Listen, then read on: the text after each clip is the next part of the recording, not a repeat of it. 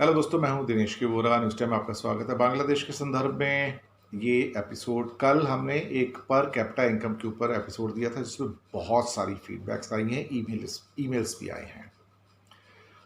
कुछ लोगों ने, हमारे जो दोस्त हैं, व्यूअर्स जो हैं, उन्होंने लिखा है कि डेफिनेटली हम $5,000 पे पहुंच जाएंगे। कुछ ने कहा 4,500, कुछ ने मेल्स भेजी हैं। दरअसल आंकड़े जो होते हैं, फिगर्स, वो एक पैटर्न में चलते हैं। अगर हमने करीब करीब $3,500 की बात की है, तो वो एक्चुअली देखा जाए तो हमने सोच समझ के बात की है। हो सकता है 3.5 के 4 भी हो जाएं। कोशिश ये रहती है कि ज़्यादा से ज़्यादा चीज़ें हों, बेहतर से बेहतर हों। लेकिन इकॉनमी के अंदर एक चीज़ बहुत इंपॉर्टेंट होती है, और वह सेटबैक्स। सेटबैक्स कब आते हैं, किस कॉर्नर से आते हैं, नहीं पता लगता। सेटबैक्स जैसे अभी कोरोना के हो गए, हम लोग 2 साल पीछे चले गए, 3 साल पीछे चले गए। फिर कोई बड़ा तूफान आ गया, उससे पीछे चले गए। कोई अर्थक्वेक आ गया, उससे पीछे चले गए। या इकोनॉमी के अंदर हमारे देश में ना सही, दूसरे देश में बहुत मंदी आ गई, रिसेशन आ गया, उन्होंने ऑर्डर कम कर दिए तो रिसेशन आ गया। तो जो इकोनॉमिक वर्ड है बड़ा अनसर्टेन है।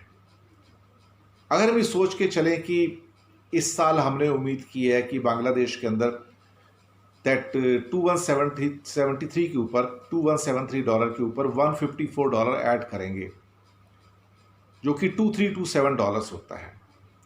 लेकिन सरकार ने पहले बोल दिया कि शायद 2327 नहीं मिल पाएगा। $2327 का टारगेट जो है, $154 ऐड करने का नहीं हो पाएगा, कोरोना की वजह से कम हो जाएगा। हम ये सोच के चलते हैं कि अगर हम अगले 10 साल के अंदर, अब 1 साल तो निकल गया, 9 साल बचे ना अब तो 2030 तक, कि अगर हम $200 पर ईयर भी इंक्रीज करते हैं तो हम करीब करीब 1800 इंक्रीज कर लेते हैं। और अभी 2100 है तो उसमें 1800 ऐड करेंगे, 3900।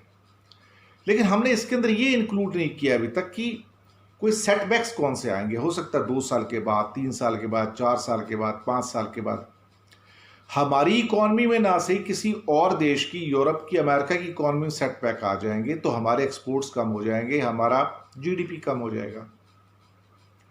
तो इकोनॉमी के अंदर सेटबैक्स भी लिए जाते हैं। इसलिए ऑन सेफ साइड हमने कहा था कि हम $3,500 के आसपास हम आराम से पहुंचेंगे। उसके ऊपर मिल गया तो बोनस। जहां तक $5,000 की हमारे कुछ व्यूअर्स ने बात की है, तो उसके लिए हमें कम से कम नहीं तो $300 पर ईयर हमको ऐड करना पड़ेगा, जो आज तक हिस्ट्री में कभी हुआ नहीं है, और इतनी जल्दी होता भी नहीं, मैं आपको बताऊं।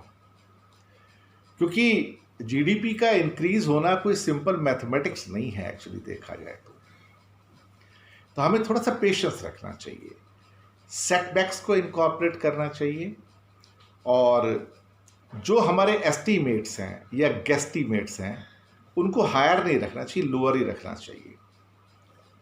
हम उम्मीद करें कि बेहतर हो जाएगा, एम करें कि बेहतर हो जाएगा, लेकिन टारगेट उतने हाई सेट ना करें। टारगेट, इकॉनमी का पहला रूल है, रियलिस्टिक होने चाहिए, रियल होने चाहिए, ताकि बाद में अगर पूरे ना हो तो हमें निराशा ना हो, फ्रस्ट्रेशन ना हो। मेरे हिसाब से जो हमने कहा था कि $3,500, और अगर $3,500 के ऊपर $3,700, 38, 39, 4,000 होता है, well and good, very nice. Even 4,000 तक पहुंचने के लिए भी हमें अगले 10 सालों में कम से कम नहीं तो $200 पर ईयर क्रॉस करना पड़ेगा, जो आसान नहीं है, मैं आपको बताऊं। और उसके लिए हमें बहुत चीज़ें करनी पड़ेंगी। एक एक्सपोनेंशियली देखा जाए तो एक्सपोर्ट को, डोमेस्टिक जो कंजप्शन है उसको बहुत ज़्यादा इंक्रीज करना पड़ेगा। तो कई बार चीज़ें जो दिखती हैं वैसी होती नहीं हैं।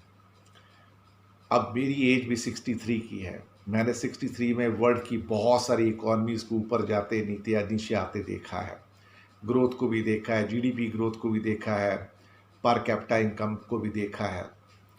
तो मेरा एक्सपीरियंस सिर्फ ये कहता है कि हमें सेटबैक्स को भी उसमें इंक्लूड करना चाहिए और बहुत ज़्यादा हाई टारगेट्स भी सेट नहीं करने चाहिए। हमें रियलिस्टिक रहना चाहिए, हमें उम्मीद करना चाहिए कि हर 2, 4, 5 साल के अंदर कुछ ना कुछ ऐसा होगा जो हमारी ट्रेन को पटरी से उतार देगा, साल के लिए, 2 साल के लिए, और फिर हम पीछे चले जाएंगे। ये होता है, ये इकॉनमी का प्रिंसिपल है, पूरी दुनिया में इकॉनमी ऐसे ही चलती है। शुक्रिया आपका हमारे साथ बने रहने के लिए।